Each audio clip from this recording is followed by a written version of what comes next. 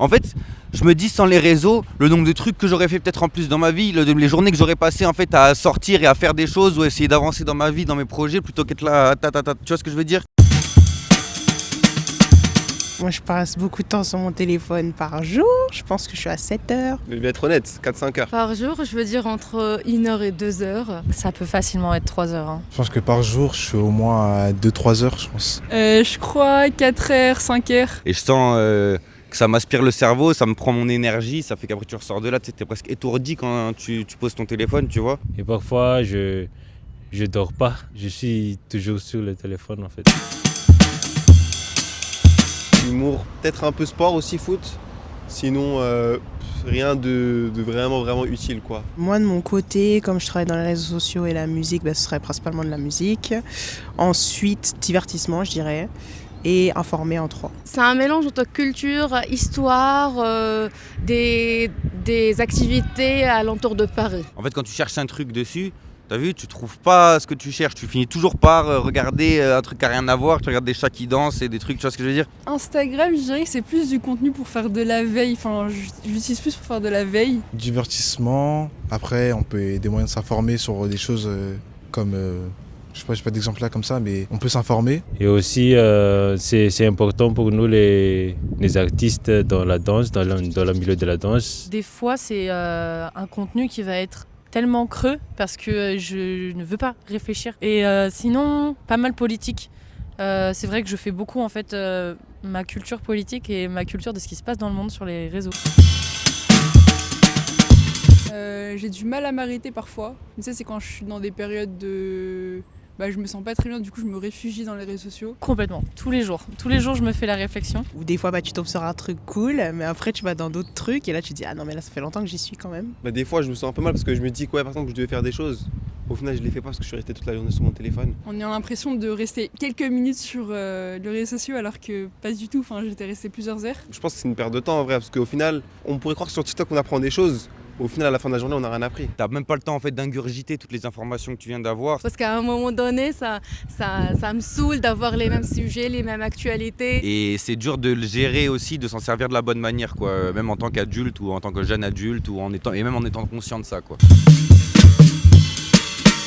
Oui, je fais ça souvent. Moi, j'aime aussi la lecture. Donc, en général, j'essaie 1 fois par mois de faire une journée sans réseaux sociaux. Moi, ça m'est déjà arrivé. J'ai déjà fait une petite pause d'1 mois pour voir ce que ça faisait et ça va, c'était assez plaisant. Donc moi je fais 1 jour et je me le suis imposé parce que je me suis rendu compte en fait que c'était trop des fois pour moi. Non, mais après, j'ai essayé de supprimer TikTok plusieurs fois, mais au final, le temps que je le passe sur une autre application. Donc au final, ça changera. Sinon, j'ai fait un bootcamp un jour où on était complet mais sans téléphone et c'était pendant 1 semaine. Là je suis à 2 doigts de le faire bientôt.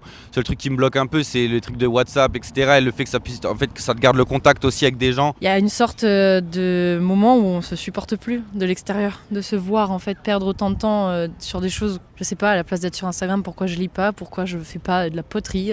La perte de temps sur quelque chose d'aussi, de façade comme ça, c'est un peu rageant envers soi-même. Négatif. Parce qu'en fait, je pense qu'il faut savoir se limiter et en tant qu'être humain, c'est un peu compliqué. Et du coup, c'est négatif parce qu'en fait, ça prend du temps. Après, ce temps, je sais pas s'il est vraiment perdu parce qu'au final, le but, c'est de prendre du bon temps. Et moi, je sais quand je prends mon téléphone, je prends du bon temps. Moi, je dirais positif parce que du coup, comme je filme, je fais des vidéos et tout ça, j'ai besoin d'avoir des inspirations, de voir ce qui se fait. Mais là, je sais que c'est, en tout cas, la période du moment, moi, j'aurais tendance à dire plutôt négatif. Comment tu veux que les jeunes ils aient le sens, la sensibilité de ce qui est grave ou pas grave, quand en fait tu peux passer d'un accident où tu vois un mec en moto s'éclater par terre, tu vois des bombes qui tuent des enfants, puis à côté tu vois un chat qui danse et une grand-mère qui fait une blague, mais en fait ton cerveau il met tout ça au même niveau en fait. Moi ça me dérange vraiment quand je sors avec mes potes ici, qu'on est ensemble, chacun sur son téléphone, c'est un manque de respect, c'est pas bien en fait. Il faut bien avoir un équilibre entre le temps réel et les réseaux sociaux. Je pense qu'elle serait plus belle, je pense qu'elle serait plus poétique et je pense qu'elle serait plus vraie. Mais moi je perds de l'argent parce que moi c'est mon business. Je dirais quand même que ça irait, ce serait pas hyper grave non plus, quoi.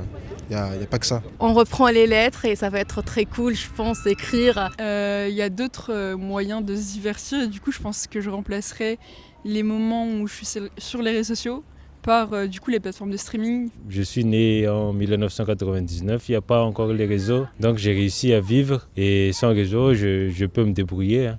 Bah, on va apprendre à vivre sans. Parce qu'après, les réseaux, c'est récent un peu. Et ben, j'arrive pas à m'imaginer ça, mais je pense qu'on vivrait tout aussi bien. Sans les réseaux, bah forcément, déjà, on parlerait bien. Parce qu'on a l'impression de se sociabiliser. Ça s'appelle réseau social, par les réseaux, de parler les uns avec les autres, d'être proches les uns avec les autres. Mais en vrai de vrai, on fait rien ensemble réellement. Les gens, ils sortent plus, les enfants, ils jouent plus ensemble. Tu sors dans le parc, même quand les petits sont dehors, t'as les darons sur le téléphone, sur le banc. Eux, ils sont là à jouer à leur jeu entre eux. Tu vois ce que je veux dire? Ça a pris le contrôle de tout, en fait.